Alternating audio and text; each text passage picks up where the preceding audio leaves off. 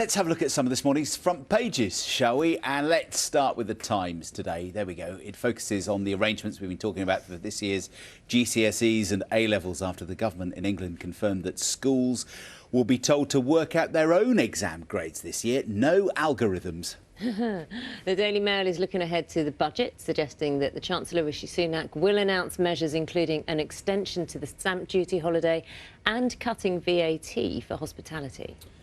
Festivals are back, so declares the Metro's headline after it was announced that the Reading and Leeds festivals are now set to go ahead this summer. We're going to talk about that a bit later from a performer's point of view and also what it means for the crowds. And online, the LA Times focuses on the Championship golfer Tiger Woods' crash. We've heard the local sheriff has insisted it was a complete accident and said that the golfer had no recollection of the incident. We should say he is recovering in hospital.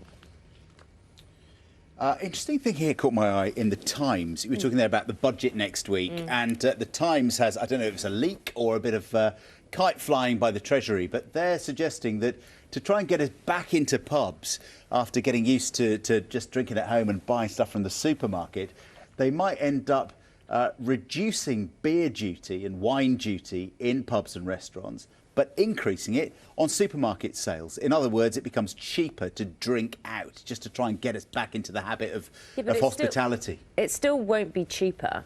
No, it won't be as cheap, but there'll be an incentive. Yeah, there'll be an incentive. Well, yeah, I mean, I'd be delighted to be back in a pub. Yeah, I mean, the pub industry say that the confidence is such an important part of this, just getting people into the habit again of, you know, after a year. Yeah, basically absolutely. With that.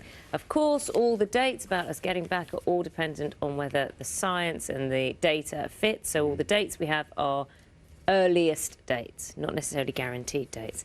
Have you ever, I don't think of you as a kind of person who loses things. Always losing my keys. Always, yeah. Are you? Have you ever lost anything that you've never found? Like, you know, you're shopping and you've dropped something and just thought, I'm never going to get that back. My keys every day.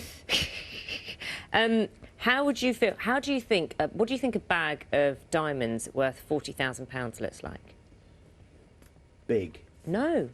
So it's small. So it's a really tiny story. This is from the Times, page 30 in the Times. So there's a hunt on in Naples for a man who dropped a bag containing 40,000, 50,000 euros worth of diamonds while shopping at the local supermarket, right? So what happened, it only contained 3 diamonds and certificates which listed their kind of quality. And it was found at a supermarket by a cleaner who then handed them to management. Very, very honest. And they've looked at the security footage. They've seen that these diamonds were in a bag dangling from his coat pocket, and he's dropped. They thought he lived in he worked in a jewellery store because it's in that area where there are lots of jewellery stores. No one's claimed it. They're not labelled swag or anything like that. Yes. There we go. I tell you, I'm just going to tell you very, very quickly.